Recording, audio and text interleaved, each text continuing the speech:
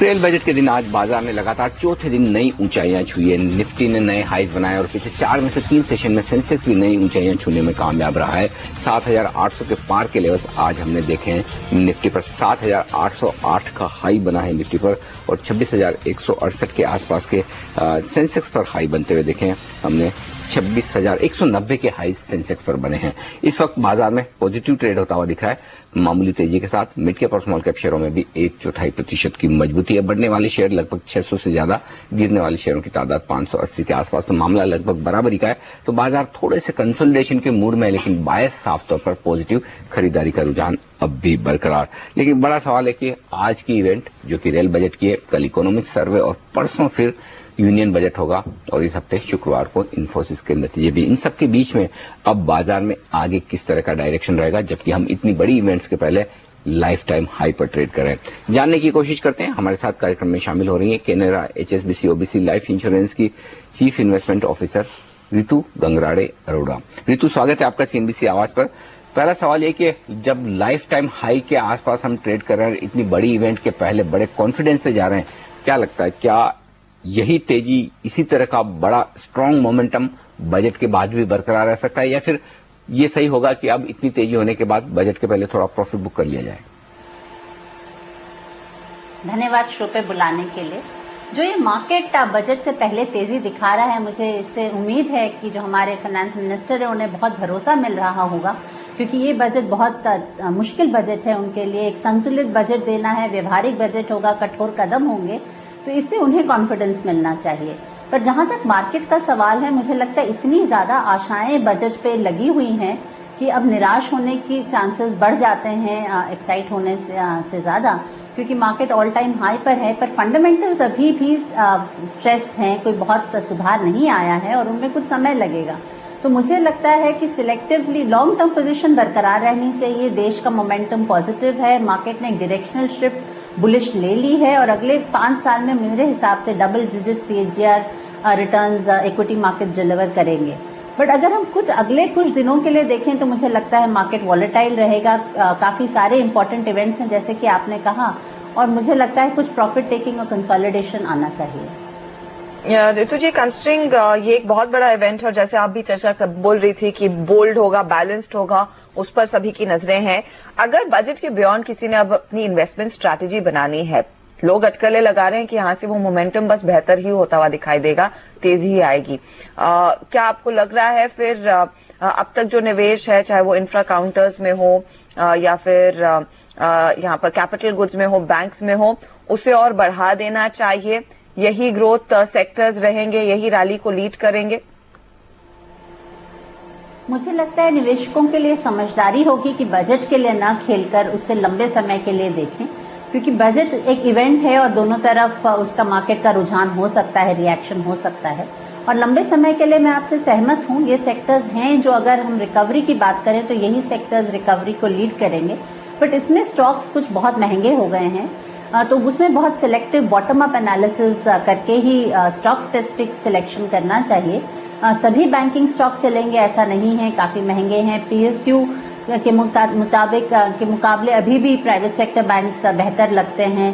Cap goods infra में भी बहुत बड़े प्लेयर्स बहुत कम हैं, और अगर हम मिड कैप स्मॉल कैप में जाएं तो बहुत जरूरी है कि हम बैलेंस शीट एनालाइज करें। कुछ की बैलेंस शीट बहुत स्ट्रेस्ड है, बट सेक्टर्स यही होंगे। इसमें मैं मेटल्स और टेलीकॉम और ऐड कर दूंगी।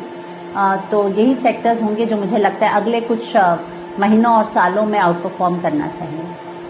इनकेस मार्केट सिर्फ टेक्निकल फैक्टर्स की वजह से, बजट कैसा भी हो, कुछ भी हो, एक करेक्शन का मौका दे, या एक नॉर्मल प्रॉफिट बुकिंग भी आती हुई दिखे, आपको क्या लगता है कितना एक करेक्शन हो तो फिर से बाजार में निवेश करने का मौका बनेगा? क्या आप बजट के बाद की डेप्स पर खरीदारी करने की राय देंगी?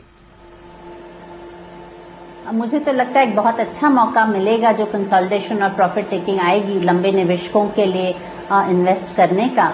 और मुझे नहीं लगता एक बहुत बड़ा करेक्शन आना चाहिए, क्योंकि मार्केट में स्ट्रेंथ है, इनफ्लोज हैं, FII फ्लोज बरकरार हैं, तो एक बहुत बड़ा करेक्शन नहीं, स्ट्रेंथ है मार्केट में।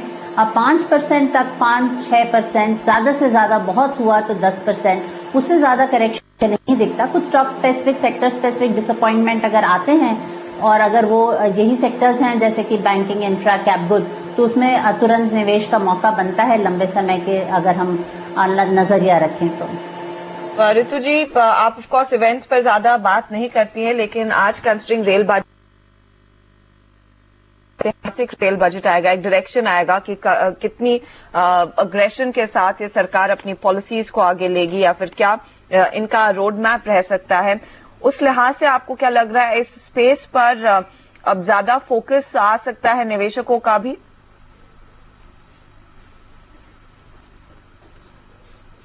ऋतु जी, नहीं लगता है वहां पर कुछ दिक्कतें आती हुई, तो क्लियरली उनका मानना है कि बजट के बाद बाजार में थोड़ी बहुत मुनाफा वसूली आ सकती है, लेकिन वो एक बहुत बड़ा मौका होगा निवेश के लिए। इस बीच भारतीय बाजारों की चाल आपके लिए हाजिर कर दें अनिल, हल्का सा स्लाइड, इनफैक्ट 20 अंक नीचे, निफ्टी 77-67 के आसपास ट्रेड करता है, 54 अंकों की गिरावट सेंसेक्स में भी देखने को मिली है। कुछ मुनाफा वसूली की शुरुआत हो चुकी है रेल बजट से पहले, और आप देखिए पूरा पैक जो है, जो काफी अच्छी तेजी में था रेलवे काउंटर्स का, वहां पर भी हमने देखा है मुनाफा वसूली हावी, और काफी रीजनेबल भी है ये आना कि जिस तरह से हम लगातार 4 दिनों से नए हाईज बना रहे हैं, 7,800 के अहम लेवल के आसपास हम पहुंचे, थोड़ी बहुत प्रॉफिट बुकिंग आई और थोड़े बहुत ट्रेडर्स हल्के होते दिखे, तो कोई हर्ज नहीं। और कल के डेटा भी यही सजेस्ट कर रहे हैं, चाहे आप कैश मार्केट के देखो, वायदा कारोबार के देखो, एफआईएस के डेटा देखो, साफ तौर पर ट्रेडर्स ओवरबॉट होते हुए दिखे, जबकि बड़े इन्वेस्टर्स ने थोड़ी प्रॉफिट बुकिंग, थोड़ी हेजिंग की है, जिस डेटा की बात हम आज सुबह कर भी रहे थे कि जहां पर अगर बड़े इन्वेस्टर्स बहुत ज्यादा एग्रेसिवली खरीदारी नहीं करें तो इसका मतलब साफ है कि ऊपर के लेवल पर आपको थोड़ी बहुत प्रॉफिट बुकिंग 7,800 पर आती हुई जरूर दिखेगी। ऋतु जी हमारे साथ है। ऋतु जी, चूंकि रेल बजट जनरली बाजार और इकोनॉमी के लिए अहमियत नहीं रखता, लेकिन इस बार उम्मीदें काफी ज्यादा है। अब 12 बजे रेल मंत्री पहला अपना रेल बजट पेश करेंगे, क्या लगता है, क्या एक सरकार के रेल बजट में जो एक्शन होंगे वो काफी हद तक बाजार को एक डायरेक्शन देने की कोशिश करेंगे कि सरकार यूनियन बजट में क्या कर सकती है?